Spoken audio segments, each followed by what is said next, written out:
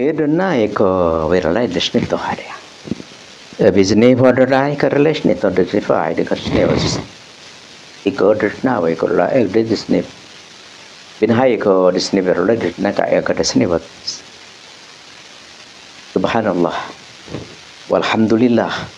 Wala ilaha illallah wallahu akbar. Bismillah wa billah. Wa minallah wa ilallah wa ala Allah. Wa filah wala hawla wala quwwata illa billahil aliyil azim.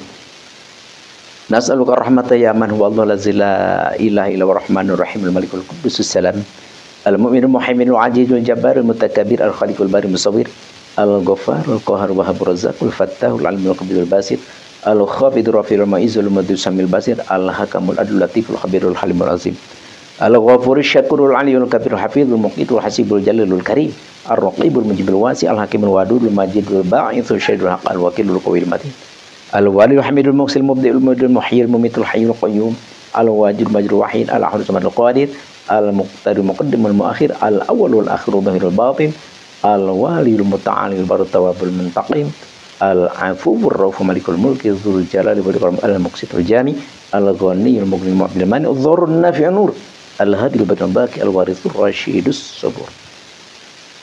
Assalamualaikum warahmatullahi wabarakatuh. Pertama-tama, marilah kita bersyukur kepada Allah dan marilah kita memperbanyak sholawat terhadap Rasulullah Muhammad al-Amin. Dan semoga Allah Subhanahu wa Ta'ala lalu melimpahkan rahmat dan salam sekali lagi kepada junjunan kita, junjunan alam, junjunan umat, yaitu Nabi Agung Khatimin Nabiyyin, yakni Nabi besar Nabi Muhammad SAW, dan kepada seluruh sahabat-sahabatnya, para tabi'innya, dan lasiman wa khususon kepada seluruh ikhwan ahwat jamaah ribat man ini. Dan semoga Allah menjadikan kita semua hamba-hamba yang dicintainya. Amin ya Allah ya Rabbal alamin. Pertama-tama yang Al-Fakir hormati para alim ulama, para buya, para asatid, para asatidzah, para santri, para guru-guru Al-Fakir, dan begitu pula kepada seluruh ikhwan ahwat jamaah Al-Fakir dimanapun berada, yang sangat Al-Fakir muliakan dan sebab Allah memuliakannya. Dan begitu pula kepada aparatur pemerintah dari mulai RW, RT sampai menteri dan presiden yang sangat Al-Fakir hormati, yang sangat Al-Fakir muliakan. Semoga Allah memuliakannya di dunia dan di akhirat nanti. Dan semoga para pemimpin-pemimpin kita diberi oleh Allah kekuatan, diberi oleh Allah kesempurnaan, yakni kesempurnaan capai makhluk. Nah, kenapa Al-Fakir bilang begitu? Karena kalau kita bilang sempurna, ya tidak ada yang sempurna. Yang sempurna hanyalah Allah. Tapi ini sempurna level makhluk maksudnya. Karena kalau saja tidak ada pemerintah, ya, tidak ada penguasa, seperti apa jadinya dunia ini? Jadi bisanya tertib, bisanya kita aman, nyaman, mau apapun aktivitas kita, mau dagang kita aman, nyaman, mau belajar juga seperti itu, mau mengajar, mau bertani, mau bisnis, mau apapun kita, dengan adanya pemerintah kita bisa aman, nyaman, bisa tentram. Alhamdulillah. Oleh karena itu, sepatutnya, seharusnya kita tunduk, kita ikut, kita taat kepada pemerintah. Insya Allah amin ya Allah ya Rabbal alamin. Siapapun itu yang namanya pemerintah sudah kita pilih, sudah kita dambakan, ya udah. Setelah jadi terpilih siapapun itu, akui dan taati oleh kita aturannya, insya Allahu amin ya Allah ya Rabbal alamin, dengan catatan tidak keluar daripada aturan Allah Subhanahu wa taala, yakni Al-Qur'an, hadis, ijma dan qiyas, insya Allahu amin ya Allah ya Rabbal alamin.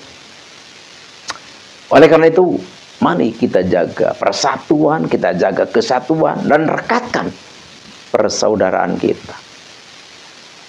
Karena di dunia Nusantara ini, di alam Nusantara ini, agama berbagai macam, bangsa pun seperti itu, bahasa pun berbeda-beda, jelas ideologi, keyakinan, asumsi pasti berbeda pula.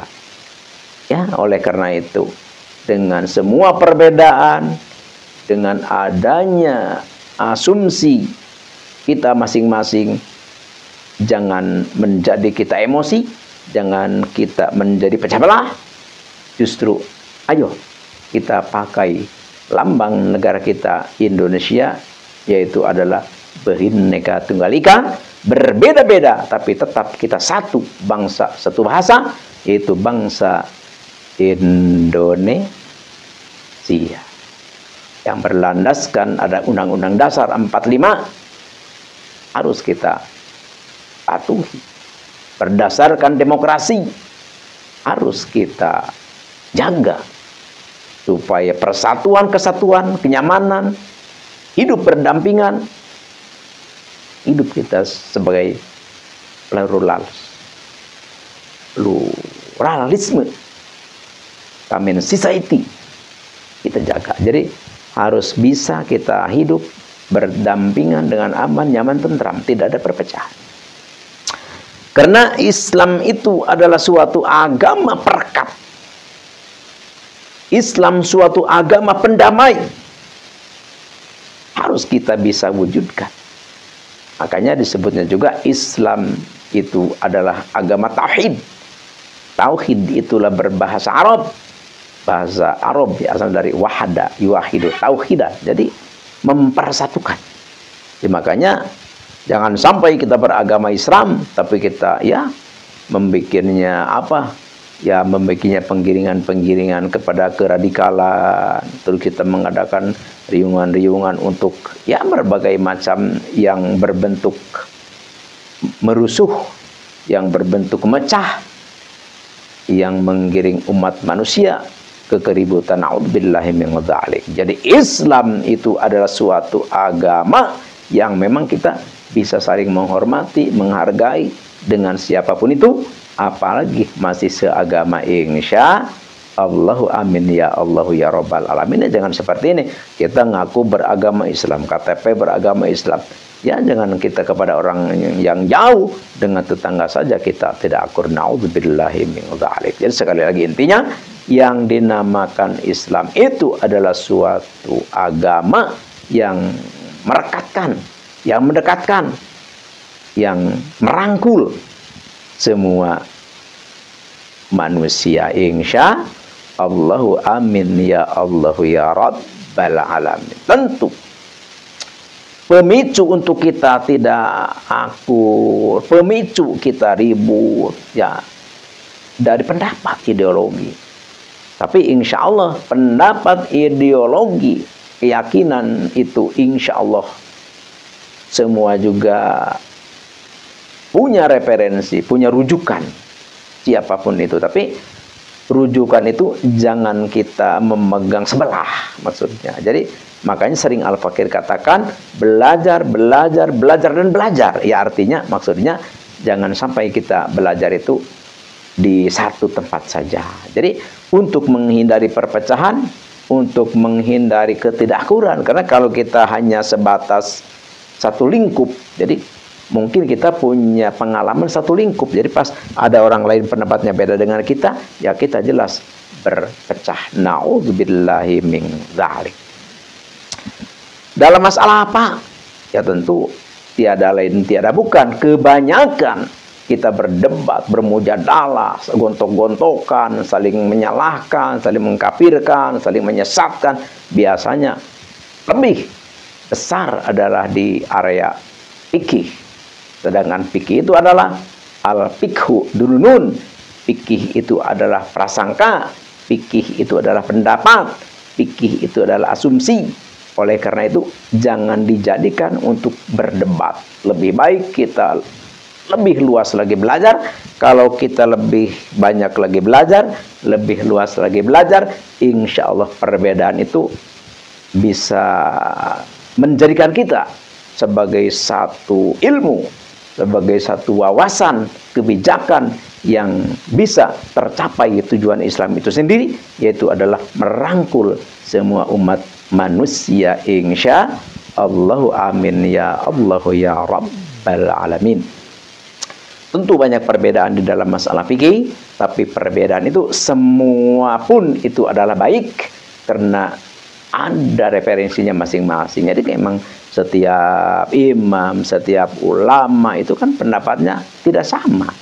Makanya kita di dalam sholat kita ada berbeda, di dalam segala macam lah perbedaan. Jadi perbedaan itu adalah suatu keindahan, perbedaan itu adalah suatu bekal untuk kita lebih luas lagi di dalam berpikir kita. Alhamdulillahi Rabbil Alamin.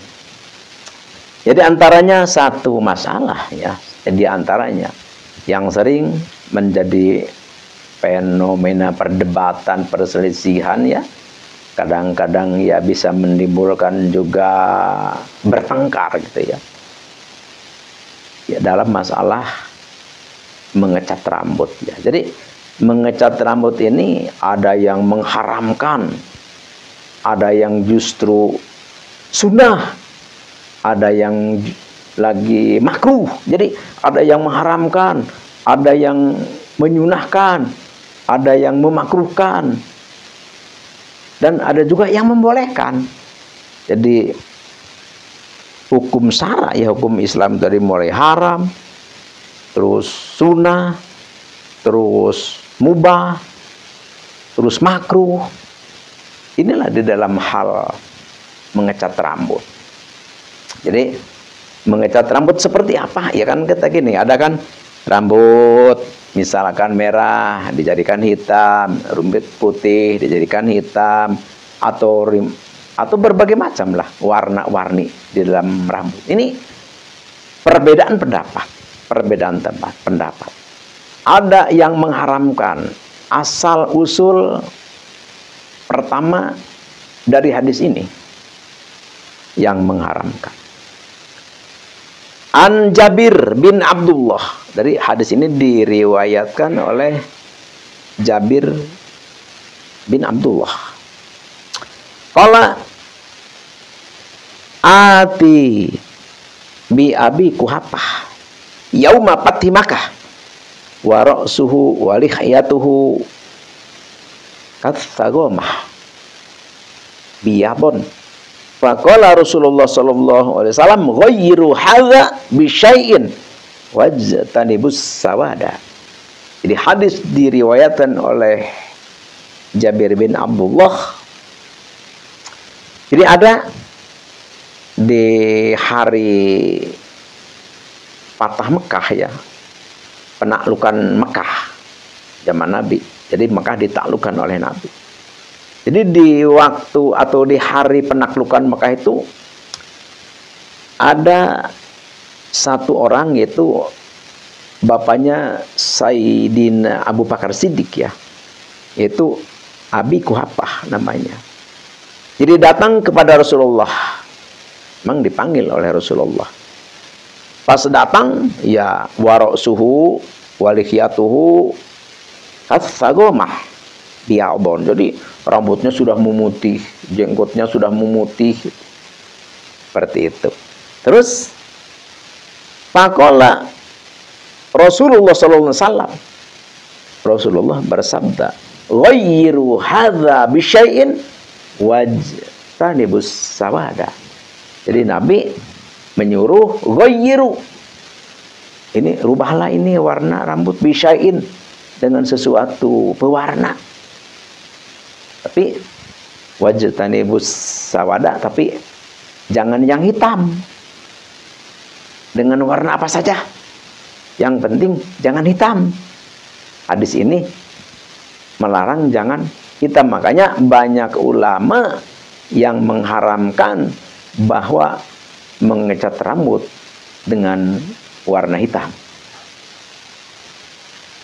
Terus ada lagi hadis yang menerangkan bahwa sunnah untuk mengecat rambut dengan warna pirang, warna merah, warna kuning. Sunnah hukumnya. Ada.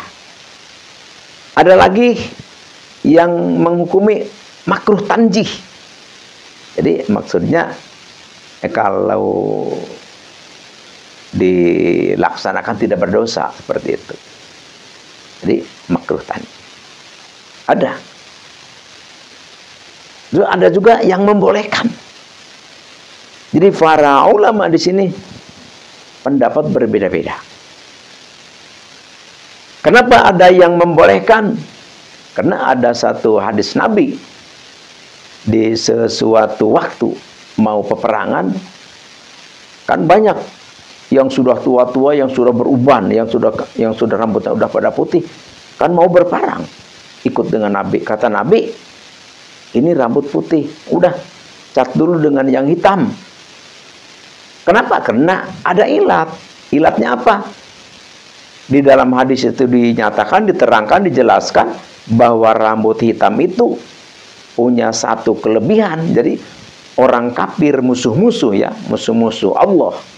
Jadi melihat kita rambutnya pada hitam kan dianggapnya masih muda. Jadi ya bisa menggetarkan hati musuh. Jadi itu diperintahkan oleh Nabi untuk dicat dengan warna hitam.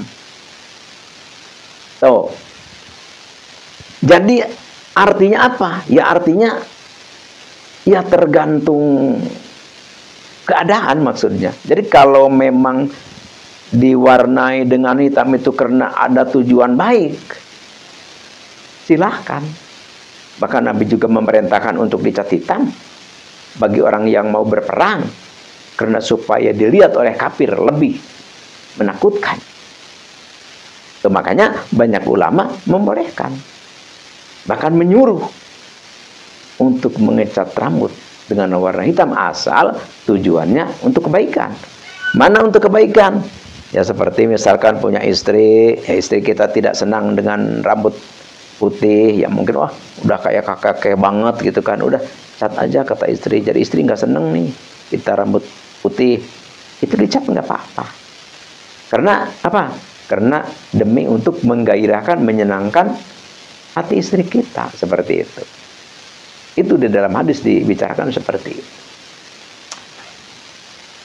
Yang penting intinya tujuannya hajatna kebaikan. Tapi kalau kita misalkan mengecat rambut dengan warna hitam karena kita mau mengelabui orang, ya maksudnya orang mana seperti kita mau nikahin atau mau melamar perempuan gitu kan. Kita udah beruban, wah ini takut nggak diterima nih, itu kan langsung kita dicat lah, dicat. Tapi itu belum jadi istri, kan kita cuma mau melamar saja gitu kan, kita dicat rambut. Berarti kita menipu orang. Jadi sangkanya itu perempuan muda itu, perawan itu, kita disangkanya masih muda karena rambutnya hitam, padahal kita udah putih, aslinya dicat. Jadi kita itu mengelabui, itu haram, nggak boleh kalau seperti itu. Tapi kalau yang menginginkan istri kita yang sudah dinikahi, itu mah boleh. Kenapa? Karena untuk keharmonisan, ketentraman keluarga. Tapi kita kalau belum nikah, kita hanya mau melamar, nggak boleh, karena bisa-bisa orang itu tertipu. Wah, kata perempuan itu ya, saya mau, dikira saya masih muda. Oh ternyata itu udah dicat. Jadi itu mengecewakan, nggak boleh. Jadi intinya tergantung keadaan, tergantung dibutuhkan ataupun tidak, seperti itu. Terus Bagaimana ini mengecat rambut? Apakah Rasulullah pernah mengecat rambut? Rasulullah tidak. Rasulullah tidak pernah mengecat rambut.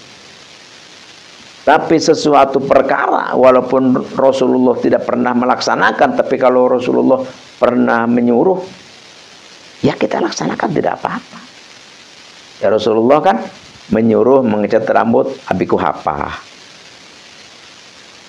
Terus Rasulullah menyuruh mengecat rambut dengan warna hitam terhadap orang-orang yang mau ikut perang. Menyuruh. Walaupun Rasulullah tidak mengecat, tapi beliau menyuruh.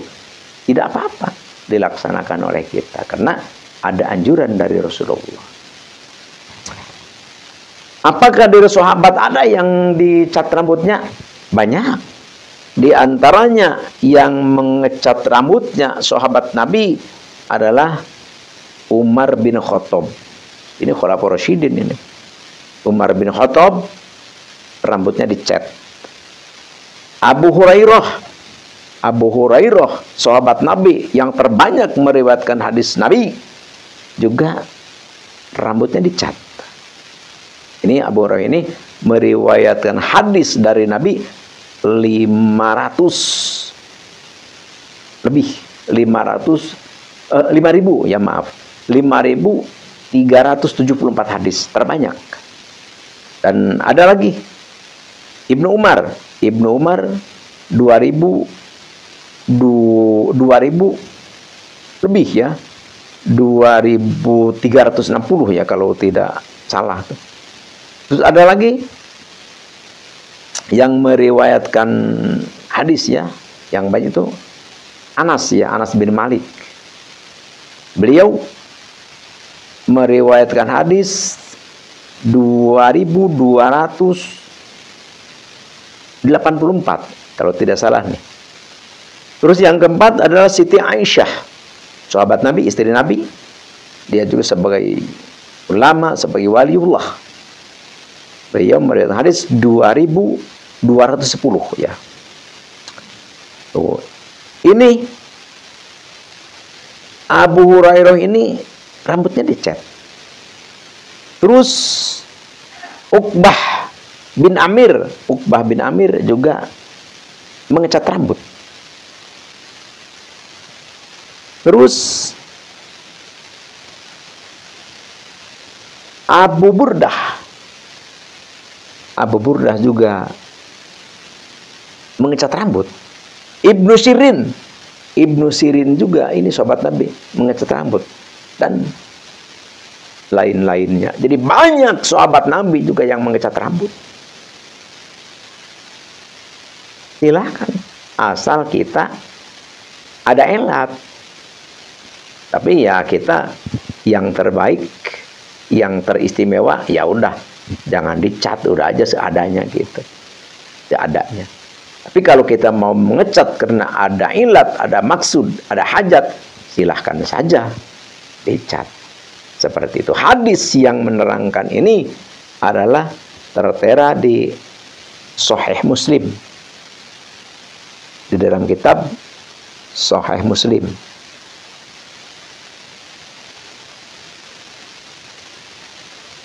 Oleh karena itu, di dalam hal mengecat rambut jangan dipermasalahkan. Kan gini, kadang-kadang ada yang mengecat rambut, wah, terus ada ustadz yang pidato ya, awas jangan mengecat rambut, sekarang orang-orang yang sudah tua juga tidak menerima ketuaannya, padahal rambut putih itu adalah bla bla bla bla bla. Seolah-olah menyalahkan, menyesatkan kepada orang yang mengecat rambut. Ya akhirnya yang dicat, ya akhirnya akan tersinggung, akhirnya marah, menjadi permusuhan. Na'udzubillahi min dzalik. Padahal hukum di dalam Islam tidak seperti itu. Islam itu adalah suatu agama yang sangat mudah, suatu agama yang bijak, suatu agama yang benar-benar toleransi. Alhamdulillahi rabbil alamin. Kemudahan Islam, kebijaksanaan Islam jangan kita persulit. Jangan kita jadikan satu alat untuk perpecahan. Na'udzubillahi min dzalik. Terus ada lagi yang begini, wah katanya kalau rambut dicat, mandi junub juga tidak sah, wudhu juga tidak sah. Karena di dalam wudhu ada di antaranya harus membasahi rambut atau menyentuh rambut dengan air. Airnya karena ada catnya jadi tidak sampai ke rambutnya. Berbagai macam asumsi para ustadz ini menimbulkan perpecahan, menimbulkan kebingungan di masyarakat. Ini bagaimana? Tapi tetap, walaupun banyak yang keluar begitu, ya tetap yang ngecat berjalan. Tapi ya ada juga yang tidak ngecat, ada juga yang justru marah menjadi masalah seperti itu. Jadi jangan dijadikan masalah. Kalau mau dicat silahkan dicat. Kalau mau tidak silahkan jangan. Tidak dicat ataupun dicat tetap ada referensinya dan ada hukumnya dan ada hadisnya. Alhamdulillahi rabbil alamin. Terus bagaimana ini? Yang mengatakan kalau misalkan dicat rambut tidak sah sholat. Dengan alasan apa? Dengan alasan air tidak nyampe ke rambut. Alasannya itu. Sekarang kita begini. Ada keterangan di dalam kitab I'anatul Talibin tentang masalah alat ya. Alat atau barang untuk mewarnai rambut. Jadi kan begini. Ada misalkan ada hanai ya, ada pacar, ada katam ya, berbagai macam lah. Berbagai macam bentuk atau barang atau buah-buahan atau daun yang bisa merubah atau bisa mewarnai rambut istilahnya. Jadi di dalam kitab I'anatul Talibin diterangkan begini. Jadi itu kan ya mau misalkan pewarna yang namanya pikok, sasa ya dan macam-macam lah gitu kan. Atau misalkan bisa juga mangsi gitu kan.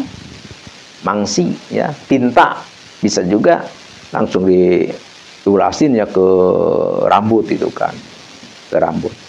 Itu harus dicuci, harus dicuci.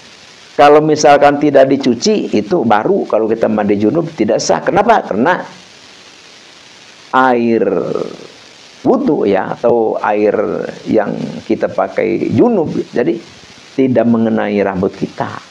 Karena terhalang oleh barang itu, barang pewarna seperti itu. Selagi belum dicuci, betul tidak akan sah wudhu kita atau mandi junub kita.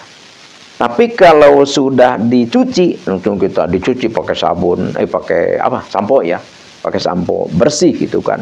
Jadi udah nggak ada tertinggal barangnya udah, karena dicuci kan, dicuci, tidak ada. Yang tertinggal itu hanyalah warna, misalkan warna merah atau warna pirang atau warna hitam, tinggal warnanya. Jadi barangnya ya, barang yang dioleskan itu ya namanya sudah dicuci kan sudah hilang. Tapi tertinggal apa? Tertinggal warnanya kan ada masih. Kalau misalkan pewarna hitam jadi tertinggal warna hitam. Kalau pewarna merah tertinggal warna merah. Kalau misalkan pewarna pirang tertinggal warna pirang. Jadi warna yang tertinggal itu adalah la ba'sa. Tidak jadi masalah. Itu bukan ain, bukan zat, itu adalah asar. Jadi apa namanya istilahnya, tapak lah ya, tapak atau bekas maksudnya. Jadi bekas itu tidak apa-apa, tidak apa-apa. Jadi maksudnya kalau kita wudhu ya sah wudhunya, kalau kita mandi junub sah mandi junubnya. Karena yang tertinggal itu bukan ain, tapi yang tertinggal itu adalah bekas. Jadi bekas itu di dalam I'anatul Talibin itulah ba'sa, tidak menjadi masalah. Seperti itu. Jadi intinya apa? Intinya kalau kita mau diwarnai, mau dicat rambut, silahkan dicat asal ada alasan yang positif. Kalau kita tidak mau mengecat, udah seadanya saja, yaitu lebih baik. Karena Nabi juga belum pernah dicat. Tapi kalau kita mau mengecat, para sahabat juga dicat, nggak apa-apa gitu. Yang penting setelah kita dicat, kita dibersihkan dulu, kita mandi pakai sampo, jadi supaya hilang ain-ainnya. Jadi hanyalah tertinggal nanti bekasnya ya. Jadi kalau yang tertinggal bekasnya, misalkan warna hitamnya, warna pirangnya, warna merahnya, itu la baksa, tidak apa-apa, seperti itu. Jadi sekarang semoga kita menjadi maklum, semoga kita menjadi tahu bahwa hukumnya mengecat rambut itu seperti ini.